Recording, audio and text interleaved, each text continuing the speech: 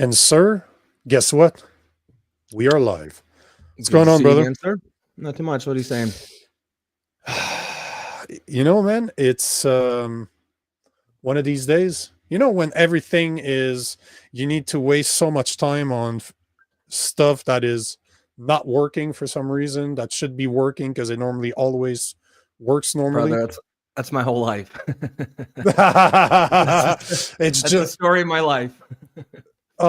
it's just a pain. It's just a pain. I wanted to do a bunch of things this morning, and I literally spent 2 hours, 3 hours installing, reinstalling, deleting stuff because my Premiere Pro, my editing software, is not working properly. There's a bug where I have 3 screens, right? I have about 50 inches of screen in front of me right now.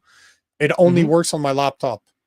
If I drag it to my 2 other screens, I can't do anything. Nothing works. It's the dumbest thing. The dumbest thing. But hey, it's not Not like the I pay a time lot of for money it. for that Not the software. time for it. So much shit going And as on. Trump, man, he motherfucker doesn't sleep. He's that Adderall's really working for him. All he does is do all kinds of shit. We can barely keep up. It's hard to believe that this is just his third week.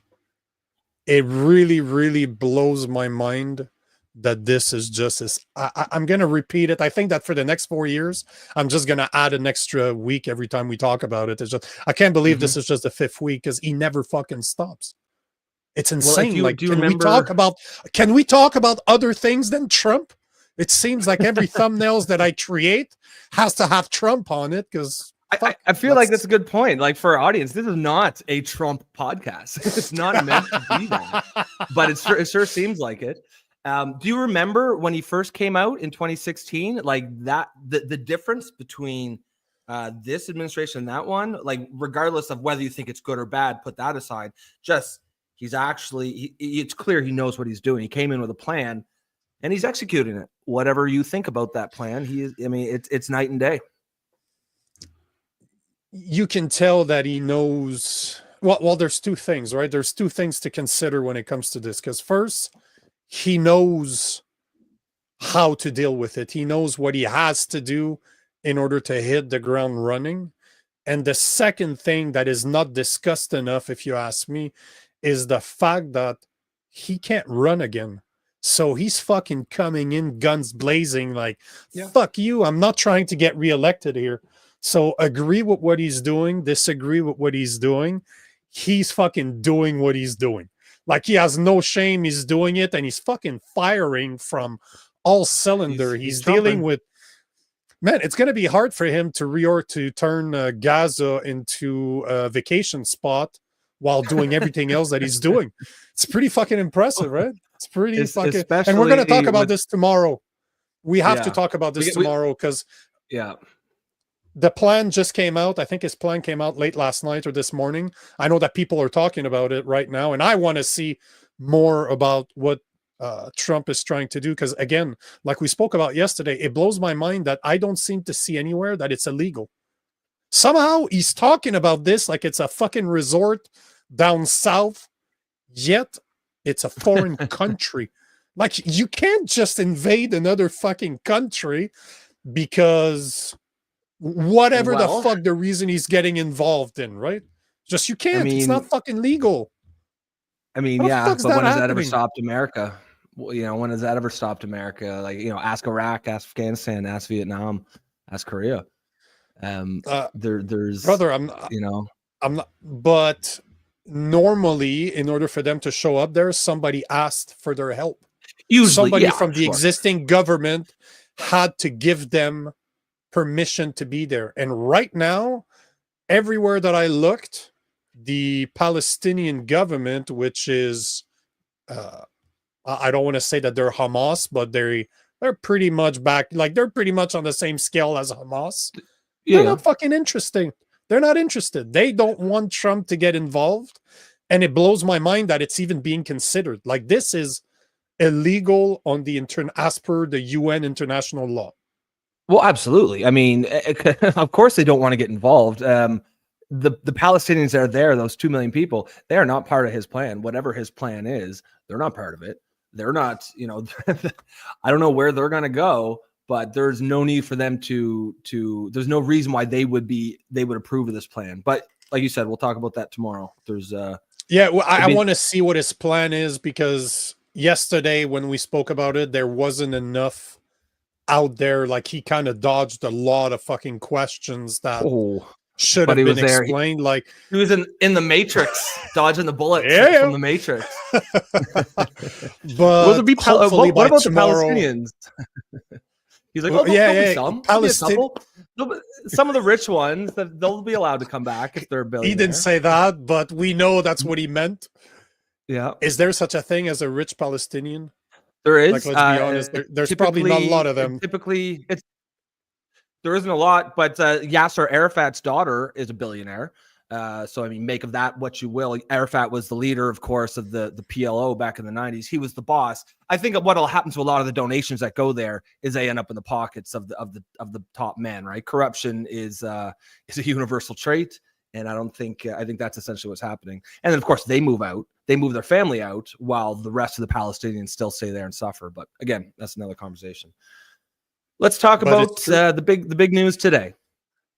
Well, there's two of them, right? Two news that we're going to try to address both.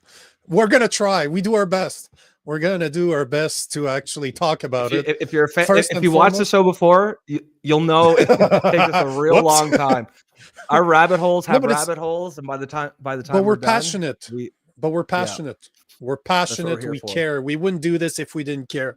So of course, we're not going to accelerate the conversation just because it's taking more time than we thought. We got to be us, right? 100%. Two subjects. They're written right there if you want to know what they are. But we're going to talk about finally common sense coming back to women's sport. Trump signed an executive order that is removing men from women's sport. Thank fucking God, it's about fucking time. Second, we're going to be talking about Dodge and how they found that the federal government was basically giving $8 million to Politico, and they decided to cancel it. That's the next step. But this is the headline, but we want to talk what that actually means and how bad it is in Canada. If you guys think 8 million is a lot of money, you're going to get fucking surprised by the numbers I'm going to throw at you soon. So, Rob, I know that this is pretty much how you build a platform on X, is by saying that women with penises are not men. So yeah, it's crazy. Tell us how excited you were when you heard the news that, you know what, before you do, we'll watch a video. Let's watch a video. Let's put it into perspective. In a few moments, I'll sign a historic executive order to ban men from competing in women's sports. It's about time. My administration will not stand by and watch men beat and batter female athletes. From now on, women's sports will be only for women. In recent years, the radical left has waged an all-out campaign to erase the very concept of biological sex and replace it with a militant transgender ideology. We're honored to be joined today by many incredible advocates for women's sports, including the brave swimmer at the forefront of this battle. And Riley Gaines is a person that I've been watching. With my action this afternoon, we're putting every school receiving taxpayer dollars on notice that if you let men take over women's sports teams or invade your locker rooms, you will be investigated for violations of Title IX and risk your federal funding. There will be no federal funding. With this executive order, the war on women's sports is over. We are restoring sanity and common sense, defending the rights and safety and pride of the American people, including our great, great, great female athletes.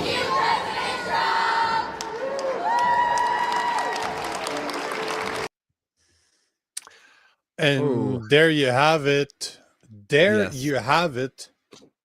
So one thing, as like you said, this is essentially my wheelhouse. This is where I built my platform. Just as a liberal, a couple of years back, I just started talking what seemed to me like common sense.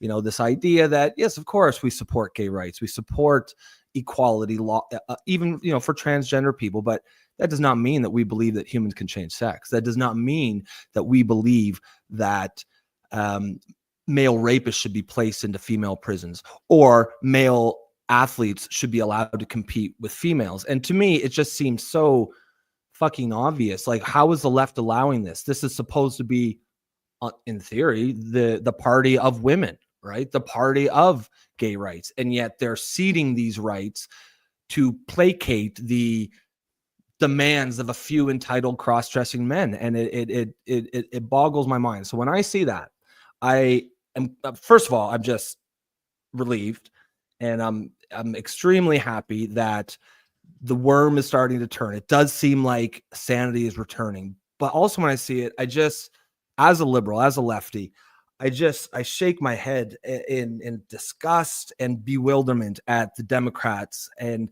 not even just them, but left-leaning parties all over the Western world, because, you know, it's clearly the same here in Canada with the Liberal Party. It's the same everywhere. How the fuck did they allow the conservative parties to take the moral high ground on this issue? How and why? Like, regardless of how you feel about it from a moral and ethical standpoint, it is political malpractice to, like, look at the photo op that you just saw there. You have, on the one hand, you have Donald Trump surrounded by a diverse group of women and girls of all sizes, all races, thanking President Trump for giving them the right to fair play in sports. And on the other side, you've got Democrats metaphorically calling these kids transphobes and bigots with their hulking 6'3" men in dresses. It boggles the mind how, and there's nowhere left to go for the Dems, because the Republicans have occupied all the common sense positions on this issue. They have occupied the no women in sports. They have occupied the no men in women's prisons. The thing is, a lot of lefties, they're starting to now realize it, but I don't, for the most part, and I see this all the time when I talk to people on Twitter, they just didn't know this was happening. Almost all liberals, there's very few who actually support it. They just didn't believe. A lot of it is problems with left-wing culture. The right has been saying these things for years. They have been warning us about this, and left-wing liberal, the political left right now, will not listen to anything that comes from what they perceive as the wrong source. So the fact that the right was saying it meant that they could easily dismiss it. And we've talked a lot about what we intend to do with this show here. For me, a side sort of mission I have is to try to change the culture of left. We have to get away from this idea that you can dismiss someone's words just because they come from the wrong side. That when you do that, look around. This is what we end up with. We end up with a Republican supermajority, or a Republican control, maybe not supermajority, but control of all the House of Congress, the presidency.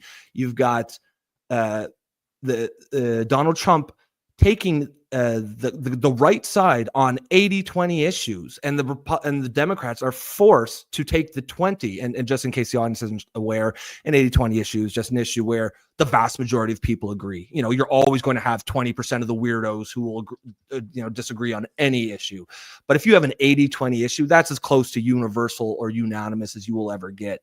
And if you're, as a political party, if you find yourself on the 20 side of the 80-20 issue again and again and again, you are doing something desperately wrong. And it is, you can wonder, like, I can ask rhetorically, how did we get here? We know how we got here. We got here because the left has refused. They've created an insulated bubble. And I should say we, because I mean, I am part of this as well. We have created an insulated bubble where we will not listen to anyone except our own. It's an echo chamber.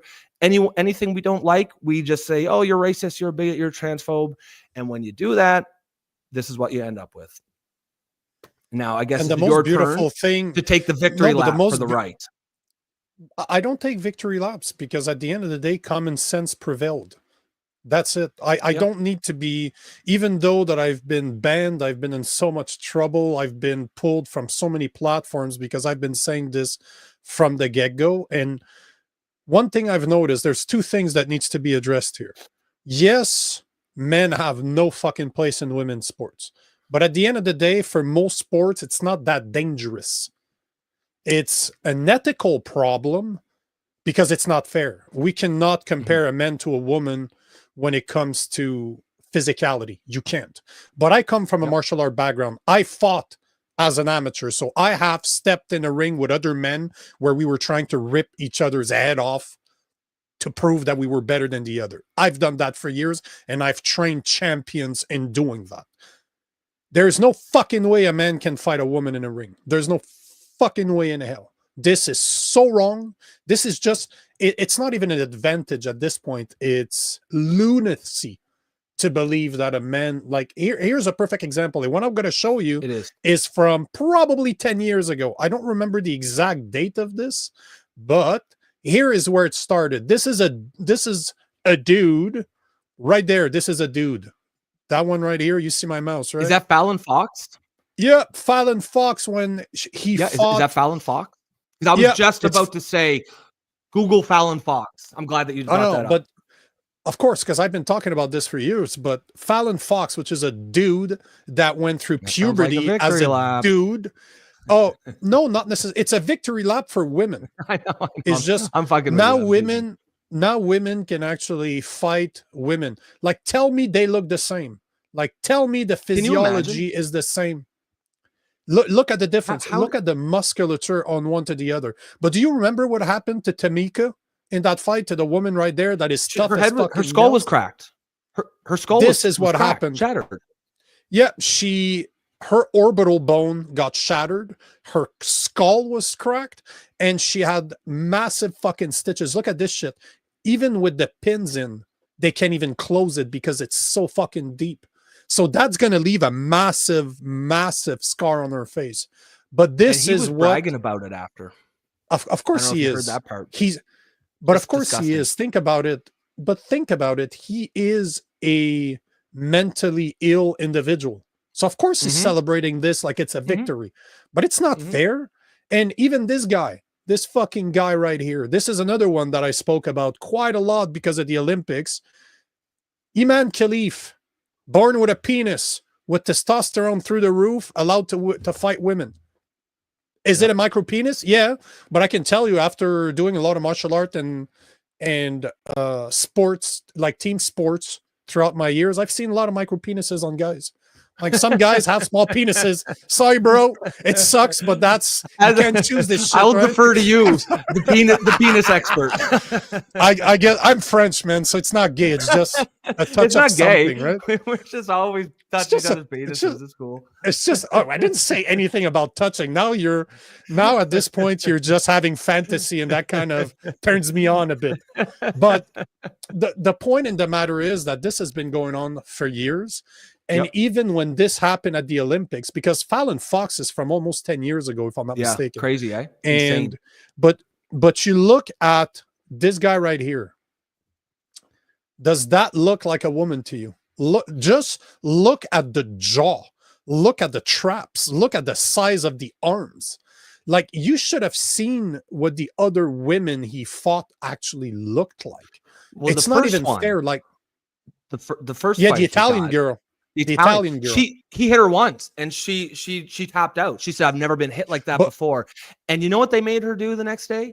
They made her apologize. Yeah, apologize. You gotta be careful though, because the Italian girl, I researched her afterwards, and she had a terrible record, like just terrible. Okay. She's not a good fighter in the first place. It's just that I guess in Italy they don't have that good female boxers in her weight category. So, and I'm not disclaiming this is, but the point is that it's just not fair, and it happened twice. Like, I don't know if you know, but this is another dude right here. That guy too. Yep, from Taipei. Those are both. So we're talking about two dudes that fought with women that were disqualified from other competitions in the past because their testosterone level was through the roof. Yep. Yet at the Olympics, at the woke Olympic that took place in France, it was okay. And you know what bothers me the most about all of this shit? It's that anybody that you ask that is for this has never competed a day of their fucking life. They're always those overweight assholes that never done anything competitive in their lives. Then you have a guy like me that spent most of my life competing in sports that tells you this is not okay. You're gonna end up killing one of those women. And but I'm the bigot when that fat ass that's never done anything in their life outside of complain is telling me what's okay and what's not. This is what pissed me off. Riley Gaines that we saw in the video with Donald Trump. I'm a big fan of what she's done. I don't know her personally, so I can't talk about her character, but she is the first one to really come out, and she got destroyed for what she said.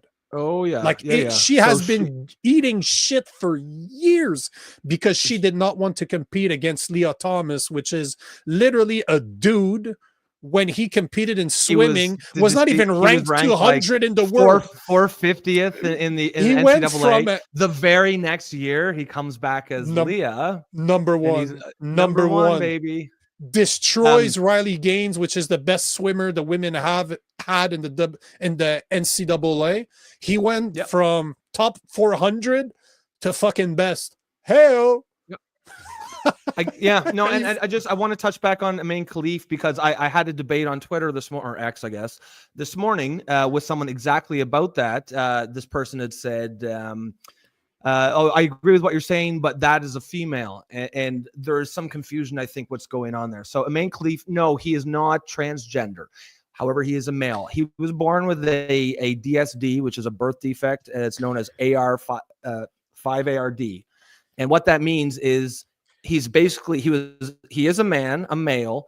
However, he was born with a birth defect that his penis didn't develop properly. It would have looked like as a baby, it very well would have looked like female genitalia. And if you're being born in a rural third world country like Algeria, it's entirely plausible that they would have thought that he was a female and raised him as such. So yes, there is that. However, once he hit puberty, he still has internal testes. They still produce sperm. They still produce testosterone in this normal amount. Even if they believed he was a female, they would have known, because he would have had all the post-secondary characteristics. He would have grown body hair. He would have grown a much deeper voice, the muscle mass. So they do know he's a male, and they then put him in female boxing. So yeah, it's a little bit different that he's not transgender. He doesn't identify as female. He may have genuinely believed at some point, but he doesn't anymore. And so he does not deserve, that any sympathy went out the door. You can have sympathy for someone who was born with that condition and thought they were a female. Could you imagine thinking you're a female and then in puberty, like, it's pretty clear you're a male? You can have all the sympathy in the world, but after that point, if you then decide to go into female boxing, then you've lost my sympathy. That is, in all intents and purposes, yes, I'm sure it will have some effects on his personal life, but as far as boxing, as far as athletics, he is a male just like you or me, and he has male testosterone. And it isn't just testosterone, the advantages. Men have, 20% larger heart, larger lungs. We have much more bone density. So in a martial arts sport, you can imagine that punch is going to hit significantly harder. And like you said, there should be no men in any female sports, just as a pure fairness perspective. Women deserve the right to fair sports. However, when you're talking martial arts, or you're talking boxing, it is absolutely insane that here we are in 2025, having even discussing this, that it's even an issue. It's even more insane that we're discussing it because the side that made this an issue is supposedly the side that's on the side of women. I mean, they've destroyed that brand for a generation. There's no way anyone believes that the Democrats is on the side of women right now after what you see yesterday in the Oval Office. They're so in denial that the IBA, the biggest boxing association, amateur boxing association, because for the people out there that don't really understand Olympics, they're amateurs. Like the best play, like Mhm. the people that normally go to the Olympics are not professional yet. In some sport like basketball, you'll see that the best guys are professionals, but in a lot of sports, there's no pro necessarily, so they're considered amateurs. But the point is that you got the IBA, which is the biggest association for boxing, amateur boxing in the world, that had barred those two. They had barred Yeah. Iman Khalif and they They had did 2 banned the tests. other guy. But there's two federated, the two of the biggest federated, fucking Christ, I can't talk anymore. Federations? Yes, thank you. Banned both of those guys because their testosterone was through the roof. Yet, Yep. you know what the problem is? They're not tested on testosterone levels.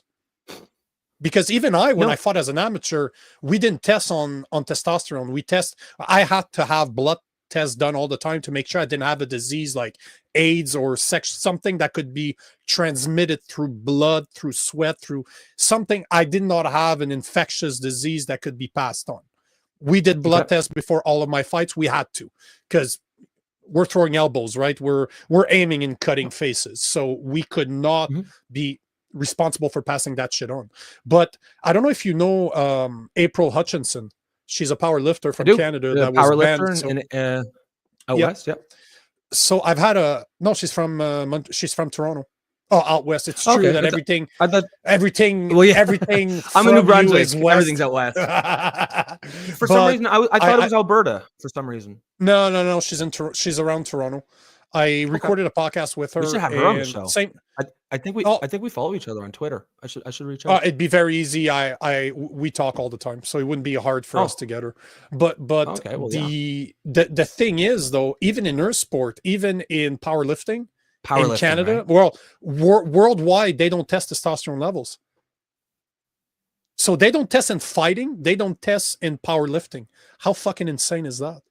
Like, that's like for example, up until 1996, all female athletes had to do a saliva test, a saliva swab, just to prove that you're female. And I think a lot of these sports used to do that kind of testing, and they have chosen. There was decisions made to not do it, and this is, I believe, politically motivated. I think it is entirely because the people making these decisions knew what was coming down the pipe. They knew that men were going to be, and they wanted them to be able to compete for ideological reasons. I remember I read an article. I think it was someone on Twitter. It was the swimmer, the British swimmer. I think she was, I forget her name now, but she was at the 96 Olympics, I do believe. And they were asked, all the women were polled, would you like to see the testing continue? It was like 96% said yes. And then they took it away anyway. So like, it isn't for women that they're doing this for. It's for the men. It's not even just the men. It's for a very special type of man.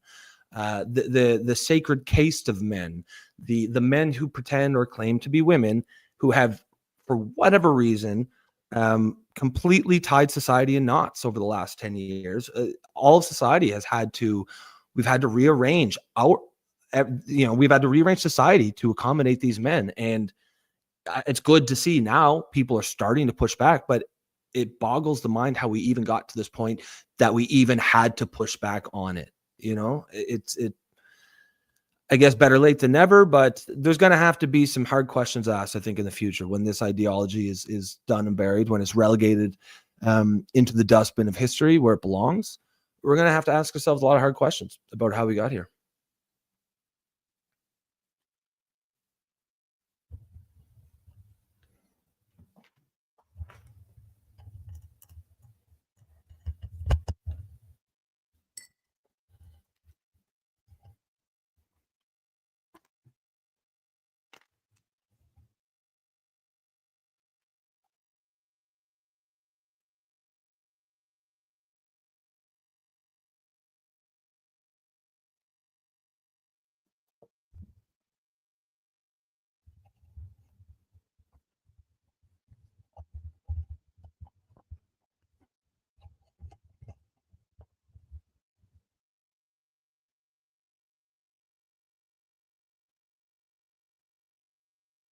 I can't hear you, Nico.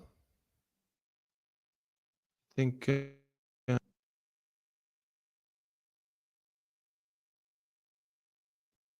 Hang on.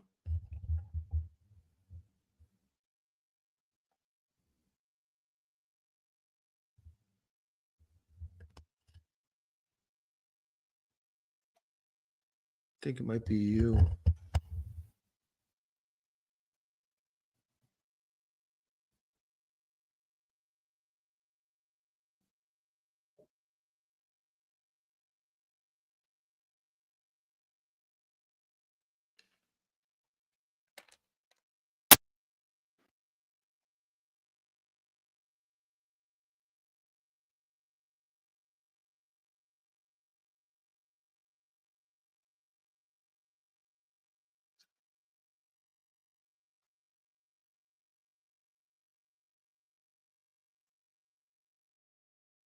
No, I don't. I don't gotcha. Uh-huh. I gotcha. I gotcha. Oh.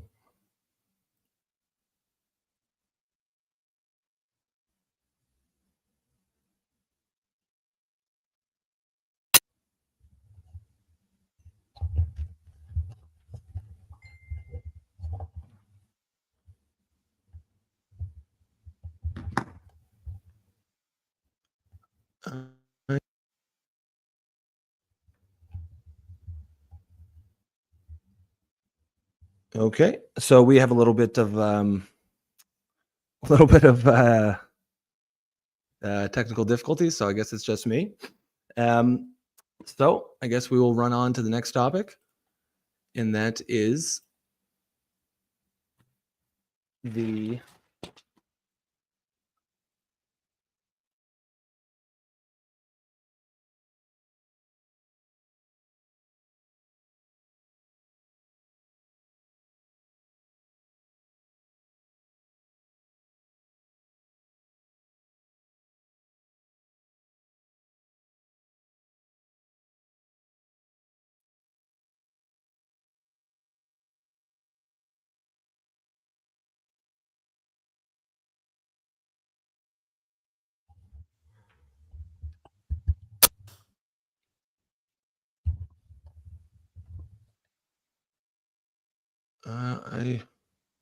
it's you? Okay.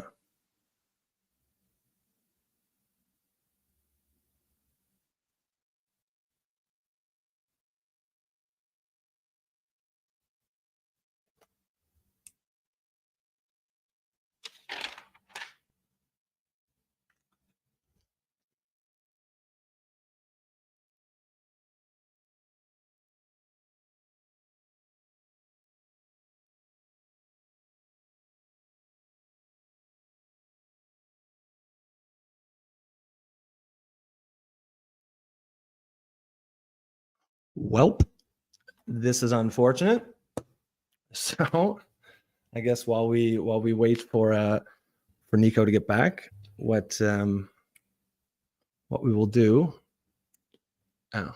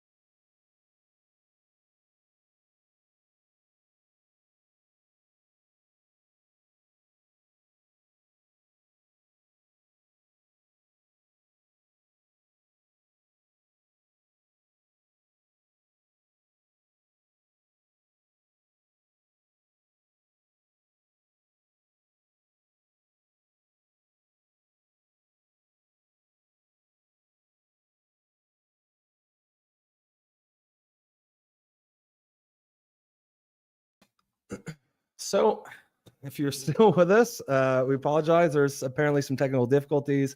I am not at all prepared to do this by myself, so I'm just going to wing it, and we'll see where we go. I figured probably maybe what I should just briefly discuss is what I guess maybe what I'm hoping to get out of this podcast, sort of my sort of backstory. Obviously, me and Nico are trying to do a thing where, you know, people from both sides of the spectrum people who feel they've been left by the respective side. For me, I think I guess I've been thinking about a separate podcast, and maybe I'll just pitch that here. I have no idea if anyone's even listening. I'm just going to wing it as I'm talking to myself. But bear with me here. If Nico shows up, we'll jump back onto that. And it appears like he is back, but we're gonna wait and see. I'll just keep going until we can actually hear him. Hello. Oh, there you are. You know, man, I was dying. I was dying out here. I don't know what the hell's I've recorded hundreds of podcasts on this fucking platform, but for some reason, if I plug those wireless headphones, yep, and I listen to videos, crashes every time. It's fucking weird. Well, I wasn't sure if it was me, and then my mom texted me. She goes, I can't hear Nico, but I can hear you. I'm like, sweet. Hi, Mom. Yeah. Hi. Did she know about the BBM? Did you tell her about that? I did tell her about your that. son. That was funny. Oh, she did hear. Oh, nice. Yeah. Nice. I told her about that. Yeah. Well, hi, Mom. Yeah. Make sure to text your son if something's going wrong. So, do you feel more self-conscious knowing that your mother's listening to you? No, it's pretty cool. What I felt self-conscious was when I was out here by myself. Talk about, you know, that dream you have where you're naked and exposed. That's kind of how I felt. But it's funny you say that, because it is not the same game. Because for the people out there that don't know, Rob has not recorded a lot of podcasts. Like, he literally started with me 3 years ago. I started doing this almost 4 years ago. So I've recorded 400 of them. I've been on some of the biggest platforms out there, but it is a different game when you have somebody there and then it goes to you. Because I've recorded a lot of podcasts just by myself talking about politics. It's not the same thing. It's not. It's a different ball of wax for sure. But we're back. Oh yeah, because you always have somebody else being able to pick up the slack for you. You can riff off each other for sure. And even if you're prepared for it, maybe it's a little different. But it's just go like that. It is all good. No, we're back. You feel better now? I feel better now. Yeah. You know, perfect segue, I guess, to the second thing we wanted to talk about, because I think we've pretty much went over the Trump banning men from women's sports. I think we can all agree to this. I'm curious to see what the consequences are, because from what I heard, he's going to cancel if you're caught accepting men in women's sports. Yep. He will cancel government funding. And but 100%. Actually, but this is just the first step. But there should be another step to this, though, because this, as I was saying earlier, if you look at organization like fighting organization, for example, they're not governed by the government, as in they don't receive funding from the government. So that rule, we'll have to wait and see how he reacts to it, if he does something about this. But as of now, as far as I understand it, there's no consequences for a private entity that does not receive government funding. Like Title IX does not apply to them. So this is a thing we need to watch, and it only applies to sports like that are under education. So the NCAA being the highest of them, but it would apply to college, university, high school. Yep. No kids. And that's a part that I want to touch up on is the NCAA, the final part here. It was funny. I don't know if you saw their statement, but they essentially said, of course, the president has issued an executive order, basically laying all the reasons why they had to follow it. They were clearly trying to hint like, oh, we don't want to, but we have to. But you could also read between the lines. Like, I can imagine the NCAA behind the scenes is just absolutely breathing the sigh of relief. You know, they're cowards. They didn't want to do this, but they understand the. I don't know. Were you familiar with the Blair White guy? His name was. He was a volleyball player out. He played at Colorado. And just smash somebody's did he end up smashing a woman's skull by he smashed a right in the face. And she cracked her skull. That's her. I remember that. And I mean, it was a pretty crazy case because even a lot of players on his team, it was Colorado. It wasn't Colorado. It was Colorado State. It was even on his team were not supporting it. In fact, the captain of that volleyball team joined into a lawsuit against the NCAA for allowing this. So you can imagine the awkwardness in the dressing room.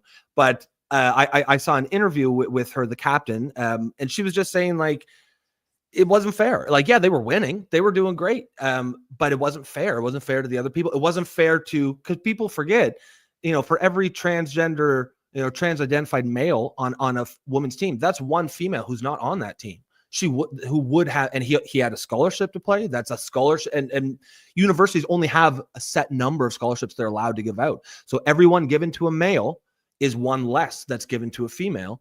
And I think there was 5 or 6 teams forfeited games against them when they were about to play. So it was a huge embarrassment for Colorado State, for the NCAA, for the Mountain West Conference. And just the nature of academia, they would not have ever been able to say, no, we can't allow men to play. But that they didn't, they felt their hands were tied. They're cowards. They weren't going to show leadership. And so even though they'll probably go on record as trashing Donald Trump for this, I guarantee you behind the scenes, they are absolutely breathing the sigh of relief that somebody did something. So they don't have to look like the bad guy, even though, I mean, clearly they are the bad guy. It should, like we said, it should have never gotten to this point. And just to your last point about it only is to universities and schools, that is true. But I do believe that, there's the concept of the bully pulpit. What comes down from the White House does tend to filter down, even though he doesn't have authority over private sporting bodies. I think just the fact that he's done this, and the fact that it's clearly so popular, and the fact that it's clearly, again, it's an 80-20 issue, and he's on the 80 side. I think you'll see a lot of the private, or not private, but the non-academic sporting bodies will fall in line as well.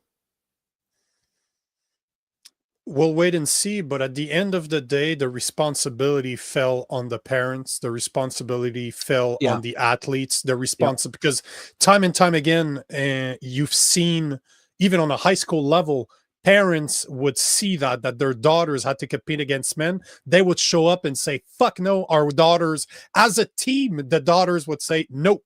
You know what happened every single time? The organization pulled out. They're like, yeah, bro, you can't be on, go. So this, as much as the government has a role to play in those things, the responsibility first and foremost falls on the athletes and the parents.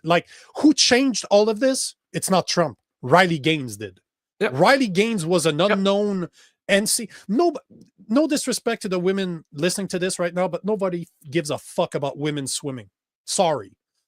The same way as most people don't give a fuck about the WNBA, because you can have men that compete at a higher level. Sorry, we're better at it.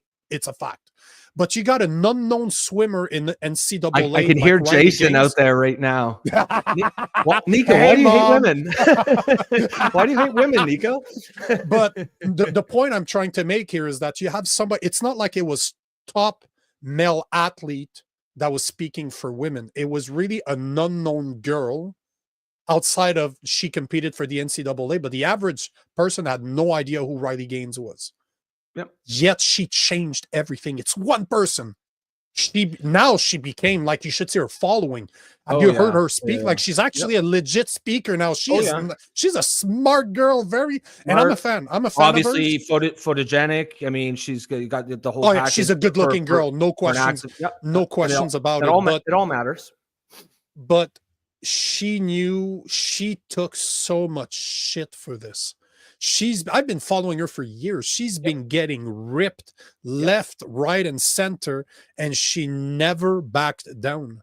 She never changed her tune. She was always, this is not fair, plain and simple. And she would talk to anybody that would listen to her. And look at her now, sitting next to Donald Trump when he announced, well, sitting, she was standing, but that should have been called the Riley Gaines. Her name should have been stamped. I suspect you're going to see something like that. You're going to see some law or something, because she's clearly. I credit her for doing this because it's because of her. She's been talking about this for years, and good for her, right? But the point is, it was one person that started this whole fucking movement. It's one person. One single person that took it on the chin. So we have to stop believing that we don't have more impact on people, that we are not, as one single person, that we don't have the power to change things. Like you said, Riley Gaines, perfect example. She wasn't obviously not that she wasn't anything, but she didn't have a following. She didn't have a base. She didn't have influence. She just started talking. And it's, when you're right, when you have that righteous sort of anger and you have that moral clarity that she was able to be, when you're just clearly on the right side of history, you have people respond to that, and people were listening, and she clearly built the following. You want to, before we get to the comment, I am laughing because you used two of my favorite words, righteous. Yeah, morals, Bible. On that note, you can have both those things without the Bible. But you're absolutely right that she was on the right side of history, but it took her a while, man, to get on the right side of history. Well, speaking of victory laps, she's entitled to it if she wants one, for sure. I hope she doesn't. I hope she just says mission accomplished and moves on, because now she has a bright political career. She has a bright career as a public speaker, because of course she does. She's an amateur. She's an amateur in swimming. There was no salary for her in her future. She was not turning pro and making money off of this. She's not a Michael Phelps, right? Michael Phelps is just the best swimmer of all time. But this dude has been able to sponsor everything, right? Well, she started that clothing company. I think it's called XXXY, and I've seen some ads from that, and those are amazing. Those are really, really effective. I agree. I agree. But the point is that she is not going to make millions off of this, and a political career or like a public speaker career, because every single woman program out there at any level of schooling should be looking to get her as a speaker. Because can you have a more inspirational? It's literally the David against Goliath story. The future is bright, for sure. And once again, David won.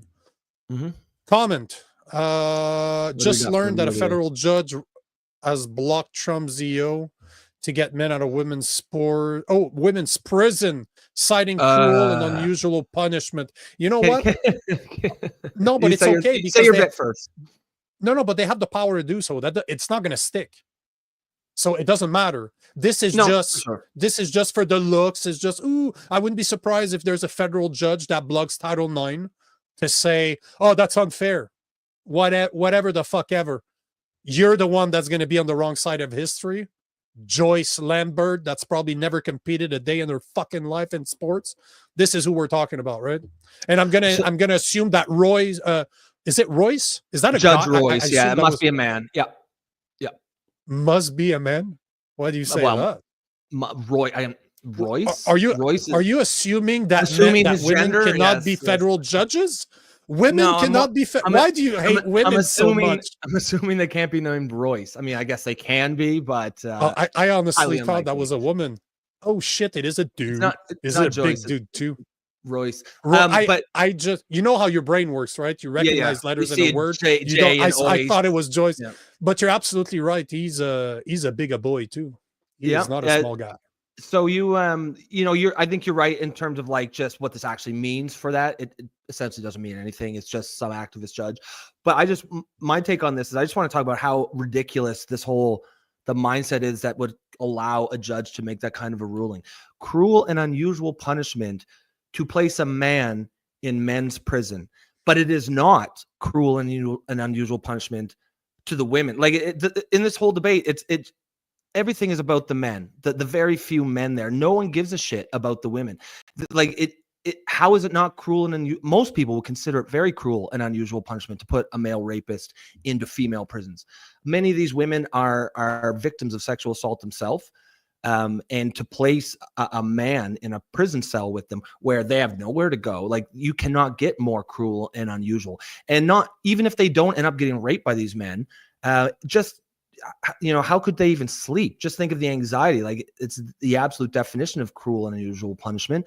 And some of them are being raped. There's several cases of male rapists being placed in female prisons who are then moved out again because, oh, look, they've raped people. Well, yeah, of course they fucking did. They are male rapists. That is what they do. When you put them in a female prison, you are sending them to the buffet line. It's like putting a fat kid in the buffet line and expect them not to eat. You know what I mean? It's not, it is utter insanity. And if you're going to make the argument that, oh, well, they are at risk in male prisons, fair, that is fine. There is already well-established principles for how to deal with high-risk prisoners.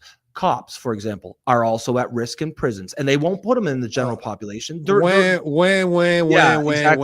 end of the day, play me the smallest violin. I don't give a fuck. I care more about the women. They don't deserve to get raped. If a man, you're gonna get fucked in the ass by people in prison, guess what? It's been happening forever, and it will continue to happen. And just like if you look at psychology of rapists, raping is not a sexual thing. It's a dominance thing. It's power. Yeah. It's power. So, and men, heterosexual men raping men in prison is not about sex. It's about power. Yeah, so to me, it is what we call karma.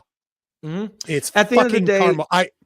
You can't, women are not meat shields for men. You can't say, oh, well, these men are going to be raped, so we have to put women at risk to be raped. That's bullshit. No one agrees with it except for this activist judge. And I think you're correct in that it won't matter, but it's just, I just want to highlight how insane it is that this mindset has filtered down to society. No one gives, it's the same thing as no one gave a shit about the women athletes until Riley Gaines started speaking up. When she was talking about it, people didn't realize Lee Thomas wasn't just competing; he was changing with these women. A fully intact male with his dick flopping around in one the year room. To the other. One year to the other, it was completely acceptable. Yep. And the women who complained about it, they were punished. They were told to keep their mouths shut, or they'll be kicked off the team. And it boggles my mind how people on the left were okay with this, and some of them still are. I mean, things are changing, but like. You can't ever forget what happened here, and there's going to need to be a whole lot of on the left, us on the left. There's going to need a whole lot of soul searching about how we got to this point. I don't think it's going to happen, man. I don't see it happening because that's not going to change. You have at least one or two. The last generation has been raised with thinking that there's no difference between men and women, and they've been indoctrinated from the beginning to no, hold on. That's another rabbit hole. We should, because we need to talk. I think no, but it's a rabbit hole that I don't want to send you into. This is an episode in itself, but we should talk about it tomorrow. We should talk about the reform that Trump is trying to do with the education system, because this ties up to this perfectly. It's an indoctrination system that needs to be changed. It needs to be completely revamped. We don't know how exactly he's going to do it, so maybe we'll wait until he puts a plan together to talk about this. But the point in the matter is that I don't think it's going to be that simple. I think it's going to take a lot of time in order for a lot of people to change, the people that have been pushing that, because at the end of the day, they were raised to believe that there's no difference, that their feelings matter more than their emotions. Their feelings matter more than facts. So it's not going to change anytime soon. It's just we're not going to listen to them as much as we've been used to, because the people that are in power of the government, like right now, they're stopping that bullshit. So you can argue amongst yourself. It's not going to change the fact that they're not going to be able to compete. Awesome. This is a beautiful thing. Let's take 10 minutes to talk about Dodge, because this is something that we need to address because of censorship, because of propaganda, because of what it actually means. And what we're talking about is Dodge, how, you know what, you found a video. Let me pull up the video. You want to put Jason's And comment on? I was made aware of the funding from USAID to media outlets, including Politico, who I know has a seat in this room. And I can confirm that the more than $8 million taxpayer dollars that have gone to essentially subsidizing subscriptions to Politico on the American taxpayers' dime will no longer be happening. The Doge team is working on canceling those payments now. Again, this is a whole of government effort to ensure that we are going line by line when it comes to the federal government's books. And this president and his team are making decisions across the board on, do these receipts serve the interests of the American people? Is this a good use of the American taxpayers' money? If it is not, that funding will no longer be sent abroad, and American taxpayers will see significant savings because of that effort. I like this. I like her. I haven't listened to her a lot yet, but I like the way She's she done well. handles herself, and I like how she actually called out Politico. I know that Politico has a seat in here, like we're gonna pull that, but you know, if you look at what this means, so Dodge found that the government was giving $8.1 million to Politico in funding. That's and it's a great thing. If you ask me, removing that is a perfect thing, because the government should not be funding media news outlets. And funny enough, this is a very left-leaning media outlet, and I use their stuff all the time too, because as we were talking about before we started recording, I listen to every single side of the story, from the MSNBC Politico all the way to what's his name, Jones. Alex Jones? Alex Jones. I listen to but I listen to completely A to Z, right? Well, it's like I was telling you, and that's like their right, but it's their right. They have the right to have whatever leaning that they want. That's perfect. But that should never be subsidized by the government. The government should not be allowed to buy off media outlets like Politico, which is a big one. It's not a small outlet, and they shouldn't be allowed to do that. And Americans are right to be happy about this. But why I wanted to talk about this is we're talking about $8 million in the US, which is insignificant when you think about it. As much as I disagree with what was done, as in funding them, canceling it's the best thing they can do. But to put it into perspective for the American listeners, or anybody that's not that's outside of Canada, CBC, which is the largest broadcasting news outlets in Canada, has been sponsored and funded by the government since 2018 at a rate of $1.2 billion. That is billions with a B, not millions. So they've been receiving $1.2 billion from taxpayers' money since 2018. And the budget that they have from the year 2024 to 2025, so this fiscal year, $1.38 billion. They are being, so how can you expect journalism to exist? How can you expect a news outlet to be unbiased if they're literally bought off by the government? And Politico, if you compare it to the US, Politico is just one of many. They're not the largest by any stretch of the imagination.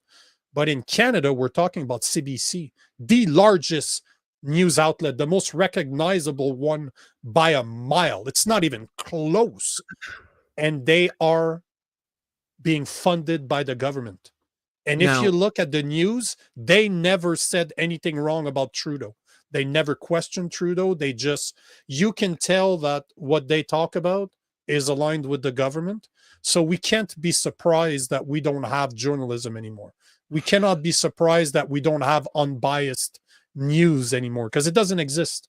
But it needs to stop. All that funding, if you're not capable of surviving in the technology world, if you can't figure out how your enterprise is going to work online without subsidies from the government, you shouldn't exist. Let it die. It's like the taxi industry versus Uber and Lyft.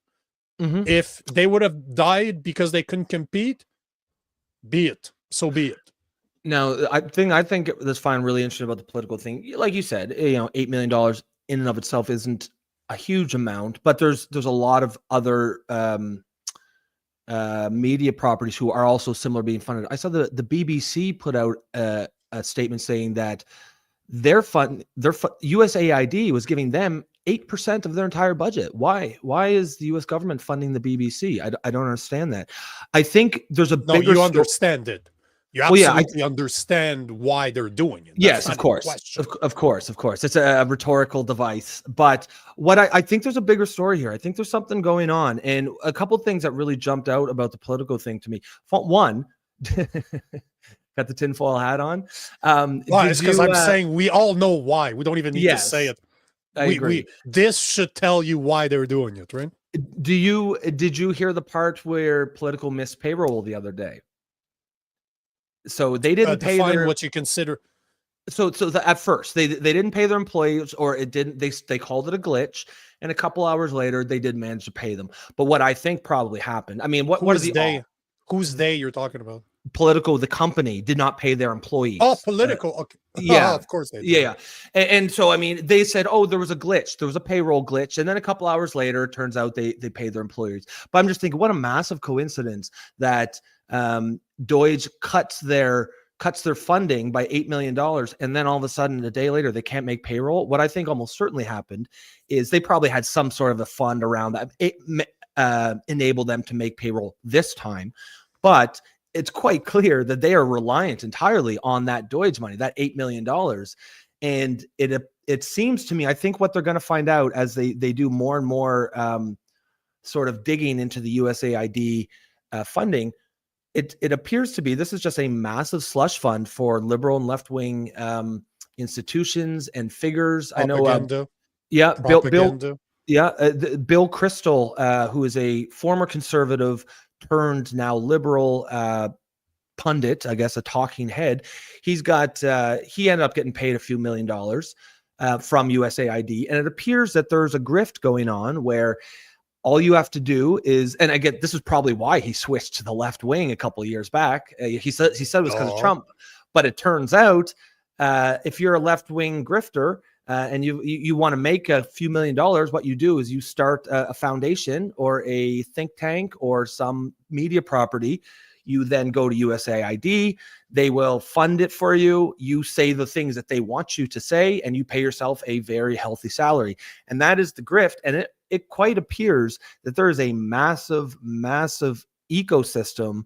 And it makes you wonder, as a liberal, as a lefty, I'm like, okay, well, if Politico can't make payroll because of the government shut the taps off, they clearly can't survive on their own. How much of what we see of the left-wing ecosystem is even real? How much of it is actually supported by actual revenues, and how much would not exist without government government funds?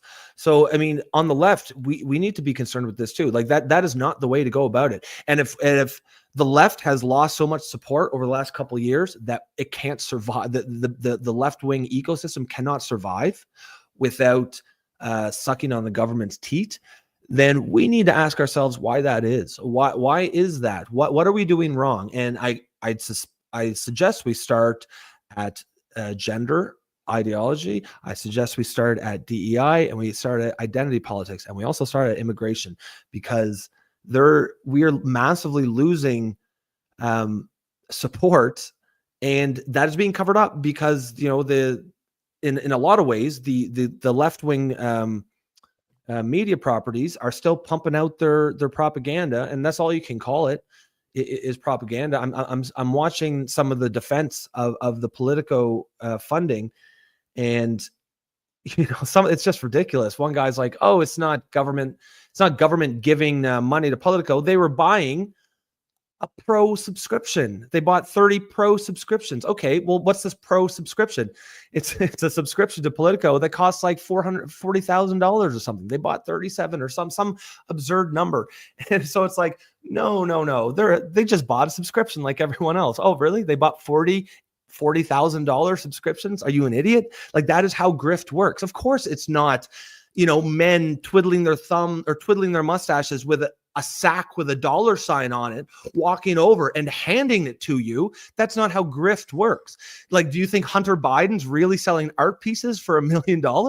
Come on, use your heads. This is how grift works. With the amount of drugs that he's made, that he actually consumed, he probably has a very vivid imagination.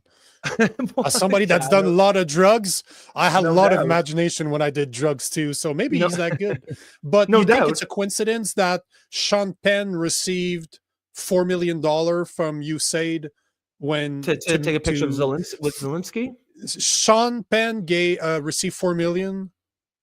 Angelina, Stiller received received 4. Sean Penn received 5, and Angelina Jolie received 20 million to do some photo ops with Zelensky. And now Ben Stiller yesterday.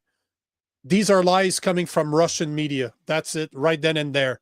You know, he's all full of shit. That is the call. That is literally what they say to anybody that doesn't agree with you. Insane.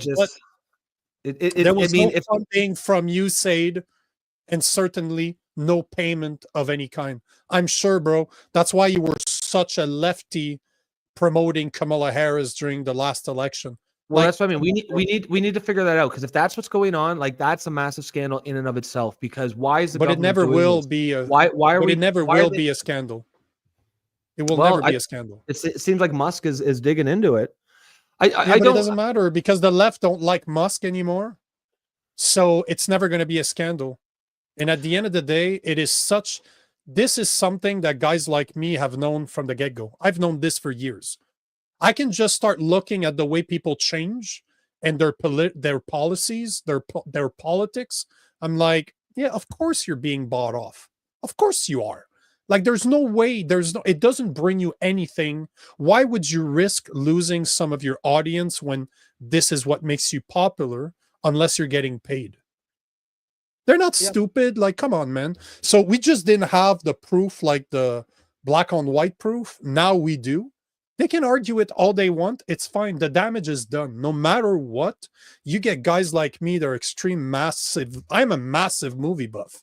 And now I'm looking at all those people that accepted that money, that changed their tunes in the name of wokeism. Now it turns out it was just in the name of their own pockets. I'm not going to support them anymore.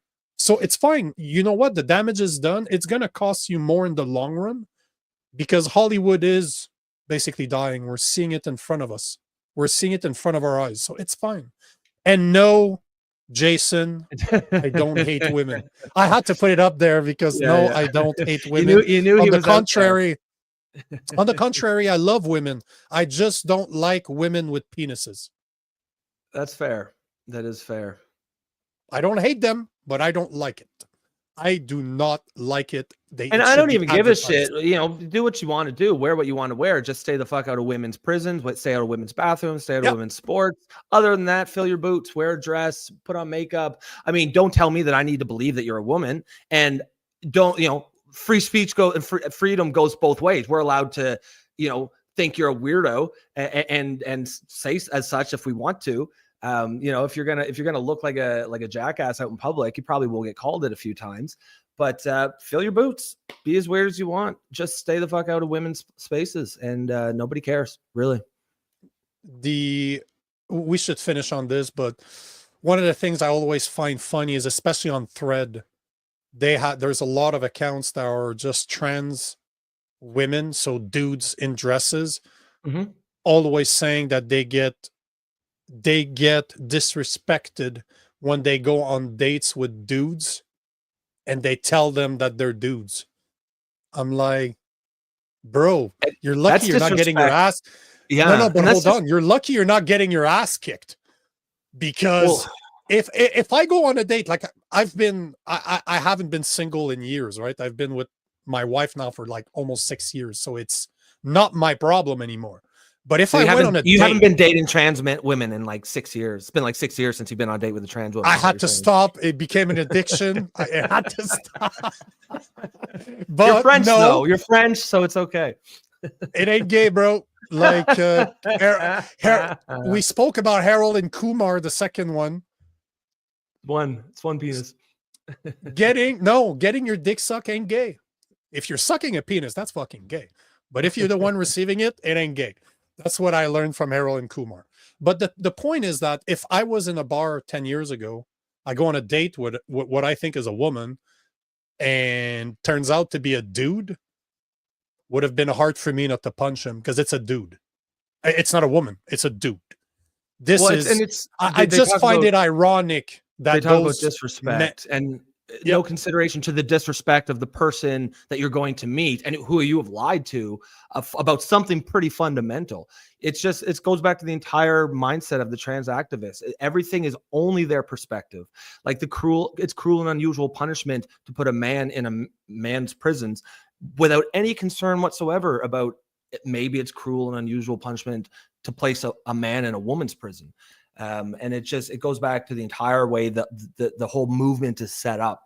Everything is geared towards centering, this very small group of, autogynephilic men, cross-dressing men. And the worm is turning. It's heartening to see the progress, but there's still work to be done for sure. They're not going to give up without a fight.